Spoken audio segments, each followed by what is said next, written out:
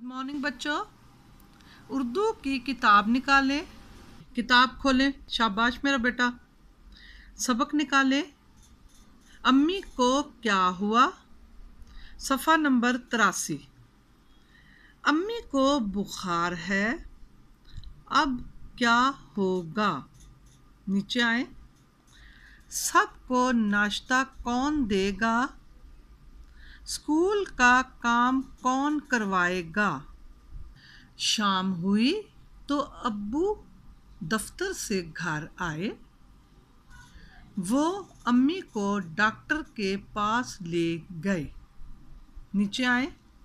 नानी जी ने सबको खाना खिलाया। दादाजी ने स्कूल का काम करवाया। नीचे आए। देखो अम्मी बीमार लेटी हैं बेचारी। सब ने अम्मी का ख्याल रखा। आप रखते हो?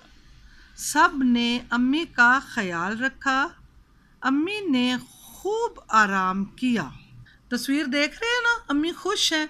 अगले दिन अम्मी ठीक हो गई। आए लिखा हुआ है जवाब दें। पहले पढ़ेंगे फिर लिखेंगे, ठीक है? जवाब दें। अम्मी को क्या हुआ था? अम्मी को बुखार हुआ था। खूबसूरत राइटिंग, बड़े ध्यान से लिखना देख के।